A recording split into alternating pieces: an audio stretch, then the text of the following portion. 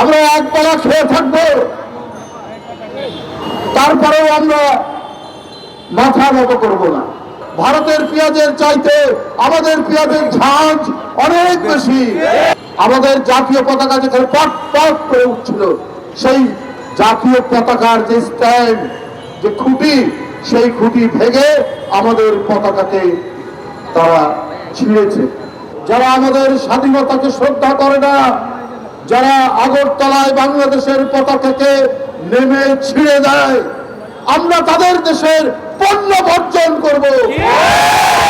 আমরা তাদের দেশের যে আগে শাড়ি কিনতো আমাদের মা বোনেরা, স্ত্রীরা, তারা আর ভারতের শাড়ি কিনবে না, সাবান কিনবে না, তারা ভারতের টুথপেস্ট কিনবে না, ভারতের কোনো মশলা কিনবে না। আমার দেশ, আমরা স্বনির্ভর। আমার এখানে পেঁয়াজ হয়, ভারতের পেঁয়াজের চাইতে আমাদের পেঁয়াজের ঝাঁজ অনেক বেশি। মরিচের চাইতে আমাদের মরিচের ঝাল অনেক বেশি। আমরা যদি আমাদের জায়গা না থাকে, আমরা ছাদের উপর মরিচ লাগাবো, আমরা বাড়ির উঠোনের মধ্যে আমরা পেঁপে গাছ লাগাবো, আমরা পেঁয়াজ লাগাবো, তাও আমরা ওদের মুখাপেক্ষী হব না। আমরা ভারতীয় পণ্য বর্জন করবো। বন্ধুরা আমার, আপনারা দেখেছেন আগরতলায় বাংলাদেশের সহকারী মিশন প্রতিদিন সেখানে 250 থেকে 300 ভিসা তারা অনুমতি দেয়। বাংলাদেশ সরকার সিদ্ধান্ত নিয়েছে, সঠিক সিদ্ধান্ত, তারা ভিসা বন্ধ করেছে।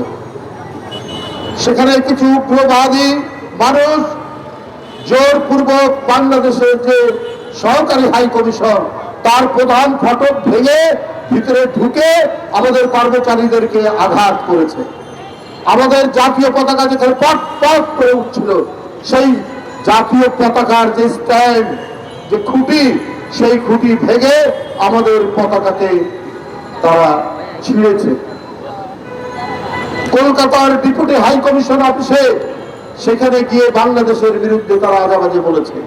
বোম্বের ডেপুটি হাই কমিশন অফিসে তারা বলেছে। আমরা তাদের নানাবিধ বাংলাদেশ বিরোধী প্রচার আমরা দেখছি। তোমরা আমাদেরকে পছন্দ করো না, তারপরেও তোমাদের জিনিস কিনতে হবে। বাংলাদেশের মানুষ তো মাথা নত করার মানুষ না। আমরা এক বেলা খেয়ে থাকবো, তারপরেও আমরা মাথা নত করব না।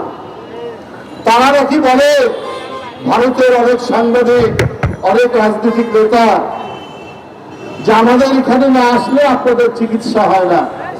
আরে আপনারা কি বিনা পয়সায় চিকিৎসা দেন? আপনারা কি বিনা টাকায় এক কাপ চা খাওয়ান? এই নজির তো নাই আপনাদের।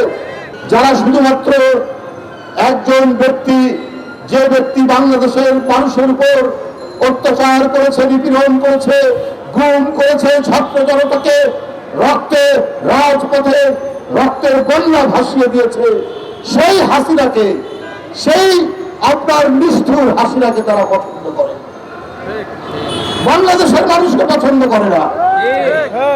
বাংলাদেশ টিকে থাকুক এইটা চায় না। আজকে তারা নানা ধরনের উস্কানি দিচ্ছে বাংলাদেশে মানুষের মধ্যে, বাংলাদেশের ভিতরে। কিন্তু বাংলাদেশের মানুষ তাদের উস্কানিতে পা দেয়নি। ছোট্ট দুই একটা গোষ্ঠী থাকতে পারে, তারা চিহ্নিত হয়ে গেছে, তারা বাংলাদেশের মানুষের কাছে উন্মোচিত হয়ে গেছে। পার্শ্ববর্তী দেশ যে আমাদের এখানে উস্কানি দিতে পারে, এটা গোটা জাতি ধরে ফেলেছে। আমাদের ঐক্য ইস্পাত কঠিন ঐক্য।